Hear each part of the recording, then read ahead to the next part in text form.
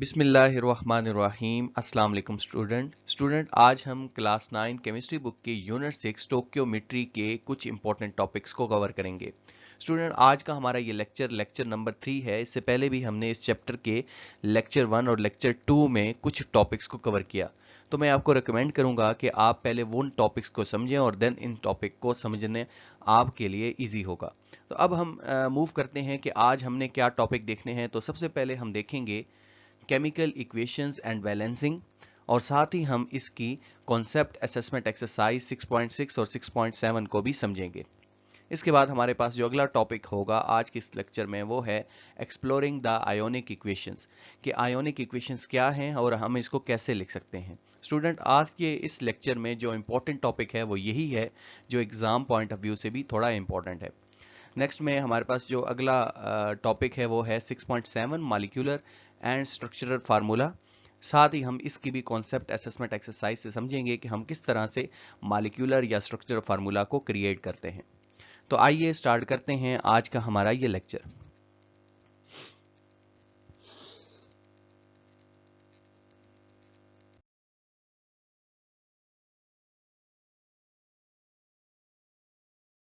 Student यहाँ हमारे पास जो पहला टॉपिक है केमिकल इक्वेशन एंड बैलेंसिंग, तो पहले देख लेते हैं कि केमिकल इक्वेशंस क्या है।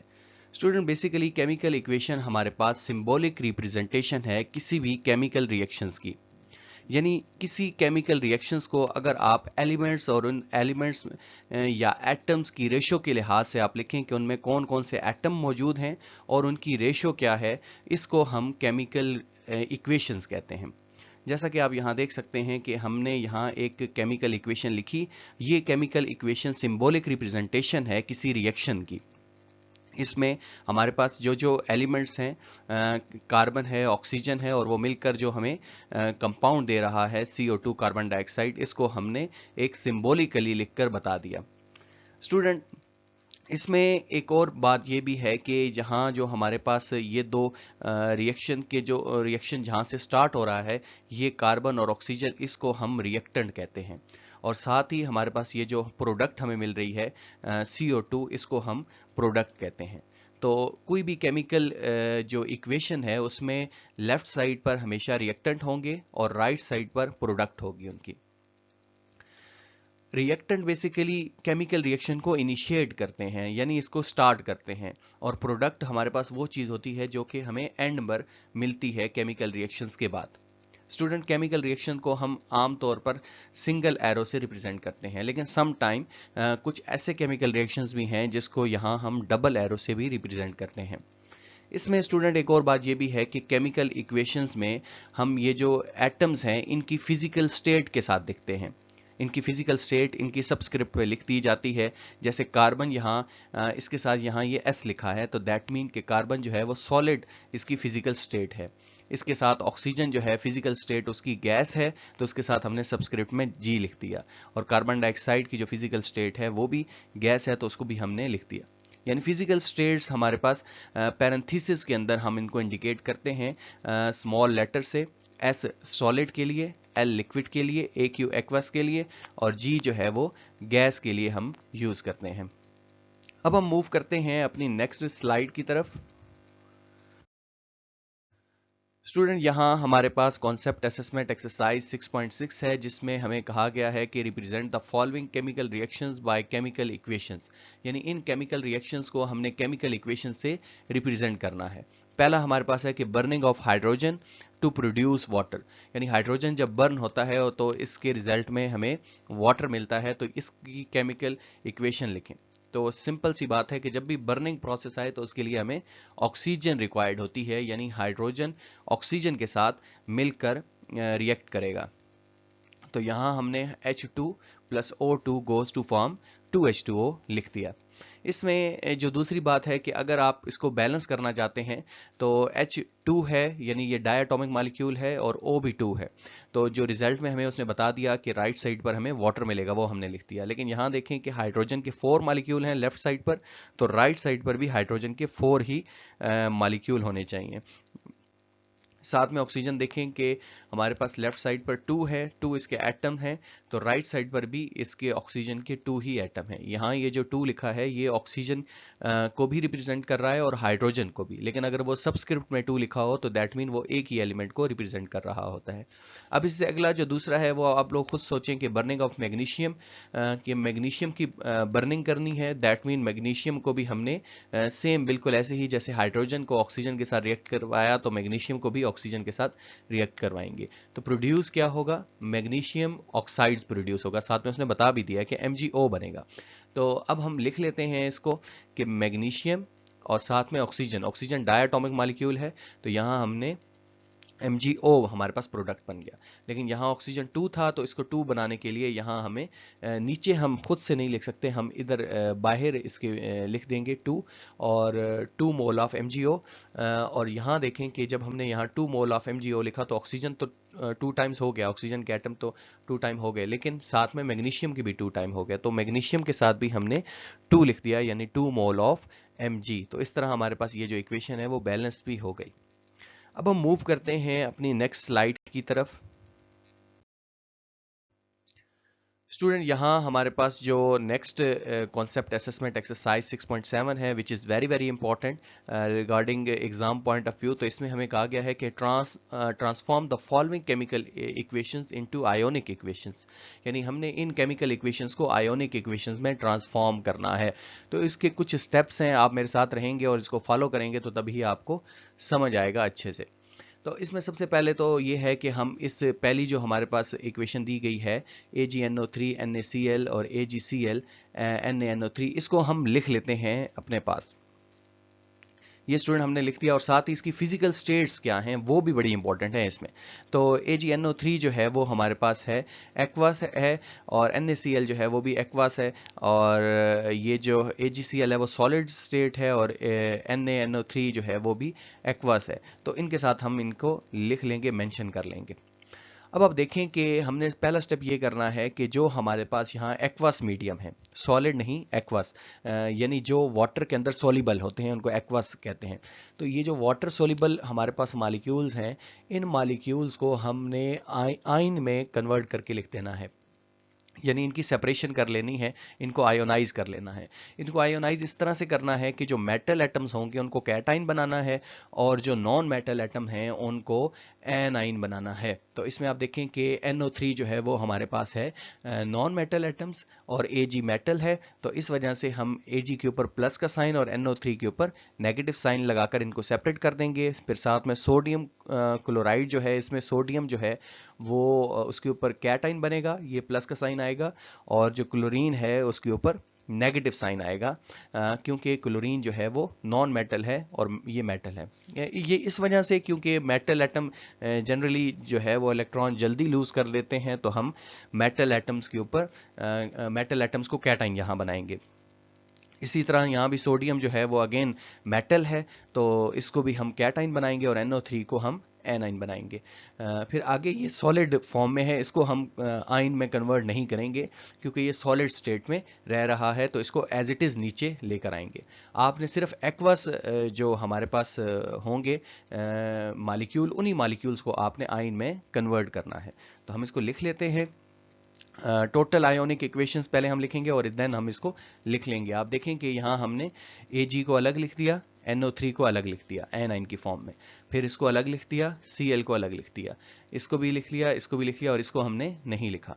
अब नेक्स्ट स्टूडेंट हमने काम ये करना है कि जो हमारे पास सेम मॉलिक्यूल हैं राइट और लेफ्ट साइड पर, मॉलिक्यूल नहीं आइंस, जो सेम आइन है राइट और लेफ्ट साइड पर, इन आइंस को आपने क्रॉस कर देना है। इनको कहते हैं स्पेक्टेटर आइन, यानी केमिकल रिएक्शंस में इनका कोई हिस्सा नहीं होता, तो ये तमाशाइयों की तरह ही होते हैं। तो गेम में जिस तरह वो तमाशाई सिर्फ देखते हैं, तो ये देखने वाले हैं, इनको आपने काट देना है। तो देखें दोनों तरफ जो सेम आइन है वो कौन कौन से हैं। मुझे जो नज़र आ रहा है वो ये है कि NO3 मॉलिक्यूल है एक, इसको हम जो है वो काट देंगे, और साथ में हमारे पास है ये इस तरफ भी है और इस तरफ भी है, और साथ में सोडियम के आयन जो हैं वो भी दोनों साइड हैं, इनको भी हम क्या कर देंगे, कट कर देंगे।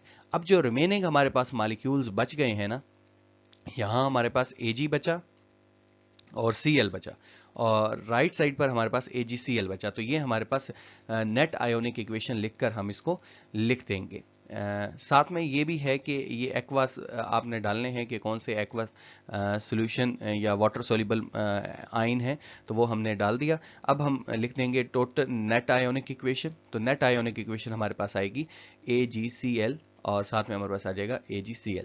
तो इस तरह हमने इसको कर लिया। अब जो अगला इसका सेकंड पार्ट है उसको मैं कहूँगा कि आप लोग इसको समझ के एक दफ़ा फिर समझें और अगले पार्ट को खुद करें। मैं तो कर रहा हूँ अगले पार्ट को अभी। स्टूडेंट यहाँ हमारे पास है सेकंड जो इसका पार्ट है वो है ZnHCl प्लस जिंक क्लोराइड और हमारे पास साथ में हाइड्रोजन गैस है। तो अगेन इसको भी वैसे ही उन्हीं स्टेप्स को फॉलो करते हुए हम लोग करेंगे। सबसे पहले हम क्या करेंगे कि इस इक्वेशन को अपने पास लिख लेंगे इस तरह से। अब हम इसमें से देखेंगे कि ये हमारे पास इनकी फिजिकल स्टेट्स क्या हैं। यानी जिंक की फिजिकल स्टेट जो है वो सॉलिड है, HCl की एक्वास है, और ZnCl2 की एक्वा है, और हमारे पास H2 की भी गैस है। तो ये जो फिजिकल स्टेट्स होंगी वो आपको दी जाएंगी क्वेश्चंस में, तो इसके उसी से हमने देखकर लिखनी है, हमें खुद से नहीं पता चलता। अब Zn अगेन सॉलिड है तो इसको हम नहीं छेड़ेंगे। अब ये HCl है यानी वाटर सोल्यूबल ये मॉलिक्यूल है, यहाँ लिखा हुआ है एक्वा, और ये भी वाटर सोल्यूबल मॉलिक्यूल है। तो इनमें सिर्फ ये दो मॉलिक्यूल ऐसे हैं जिनको हम आयन में कन्वर्ट करेंगे, इसके अलावा हम किसी को आयन में कन्वर्ट नहीं कर सकते। तो अब हम इनमें प्लस का साइन डाल के सेपरेट करके इनको आयंस की फॉर्म में लिखेंगे, यानी Zn फिर प्लस आ गया, H के ऊपर पॉजिटिव आयन और Cl के ऊपर भी पॉजिटिव आयन और Zn +2। अच्छा स्टूडेंट, इसमें यहाँ हमने +2 क्यों लिखा? क्योंकि Zn जो है वो दो क्लोरीन एटम के साथ अटैच कर रहा था। जब इनको आप ब्रेक करेंगे तो ये जो दो क्लोरीन एटम है, ये एक क्लोरीन एक इलेक्ट्रॉन लेगा और दूसरा क्लोरीन दूसरा जिंक का इलेक्ट्रॉन रिमूव करवाएगा। तो जिंक के अंदर से दो इलेक्ट्रॉन रिमूव होंगे, यानी जितने number of atom metal atoms के साथ अटैच होते हैं उतना ही जब वो ब्रेक करते हैं तो उतना ही उसके ऊपर साइन आता है। यहाँ अगर Cl1 लगा होता तो इसके साथ +1 लिखते, लेकिन यहाँ Cl जो है वो नेगेटिव है, यानी Cl के साथ 2 लिखा है। तो इसका मतलब है कि Cl जो है वो दो इलेक्ट्रॉन इसमें से रिमूव करवाएगा जिंक में से। तो Zn के ऊपर हमने +2 लिख दिया। अब Cl के ऊपर नेगेटिव और साथ में हमारे पास हाइड्रोजन एज इट इज आ जाएगा। अब नेक्स्ट स्टेप ये करना है हमने कि जो स्पेक्टेटर आइंस हैं उनको कैंसिल आउट करना है, क्रॉस आउट करना है। तो देखें कि यहाँ हमारे पास है Cl इस तरफ से लेफ्ट साइड पर और राइट साइड दोनों पर, और रिमेनिंग हमारे पास कोई ऐसा मॉलिक्यूल नहीं है जिसको हम कैंसिल आउट कर सकें। अब यहाँ Zn है लेकिन यहाँ Zn आइन है तो ये कैंसिल आउट नहीं हो सकते। इसी तरीके से हाइड्रोजन आइन है और यहाँ हाइड्रोजन मॉलिक्यूल है तो ये भी कैंसिल आउट नहीं हो सकते। अब हम इसको एज इट इज नीचे लिख देंगे नेट आयोनिक इक्वेशंस में, लेकिन इससे पहले हमें इनके एक्वास और उस स्टेट को भी देखना है। अब हम नीचे इसको लिख लेंगे net ionic equations. Net ionic equation हमारे पास बनेगी Zn plus 2H2 goes to form Zn plus 2 और H2। तो इस तरह हमने इसको लिख लिया टोटल नेट आयोनिक इक्वेशंस को। अब हम मूव करते हैं अपने नेक्स्ट टॉपिक की तरफ। नेक्स्ट स्टूडेंट हमारे पास जो लास्ट टॉपिक है वो है 6.7 मॉलिक्यूलर एंड स्ट्रक्चरल फार्मूला। तो स्टूडेंट मॉलिक्यूलर और स्ट्रक्चरल फार्मूला क्या है? तो इसमें जो इंपॉर्टेंट बात है कि जो स्ट्रक्चरल फार्मूला है वो हमारे पास अरेंजमेंट ऑफ एटम्स का हमें बताता है। अरेंजमेंट ऑफ एटम्स के एटम्स मॉलिक्यूल्स में किस तरह से अरेंज हुए हैं इनकी इंफॉर्मेशन हमें स्ट्रक्चरल फार्मूला बताता है, जबकि जो मॉलिक्यूलर फार्मूला है वो नंबर ऑफ एटम्स बताता है कि एक मॉलिक्यूल्स के अंदर कितने नंबर ऑफ एटम इन्वॉल्व हैं। तो यही इन दोनों में डिफरेंस है, इसको हम समझते हैं थ्रू एग्जांपल कि जैसे आप देख सकते हैं कि ये स्ट्रक्चर फार्मूला है ब्यूटेन का। अब ये ब्यूटेन क्या है, ये वैसे 10th क्लास का टॉपिक नहीं है, बल्कि इस साल भी जो क्लास 9 की बुक है उसमें भी ऐड है, ये आगे के चैप्टर्स में। तो आप आगे के चैप्टर में समझेंगे कि ब्यूटेन क्या है। फिलहाल आप इसको रहने दें। तो यहाँ ये है कि ब्यूटेन का जो हमारे पास स्ट्रक्चरल फार्मूला है वो ये है कि एटम्स की अरेंजमेंट कैसे है। ये आपको ये बता रहा है कि हर कार्बन एटम के साथ कितने हाइड्रोजन एटम अरेंज हैं, यानी इस पहले कार्बन के साथ 3 हाइड्रोजन अटैच हैं, दूसरे कार्बन के साथ 2 हाइड्रोजन, फिर एक कार्बन है उसके साथ 2 हाइड्रोजन, और फिर एक कार्बन है उसके साथ 3 हाइड्रोजन अटैच हैं। तो arrangement of atom basically structural formula हमें बता रहा है। लेकिन इसी ब्यूटेन का अगर हम मॉलिक्यूलर फार्मूला लिखें तो total number of carbon atom कितने हैं आप गिन सकते हैं कि 4 हैं।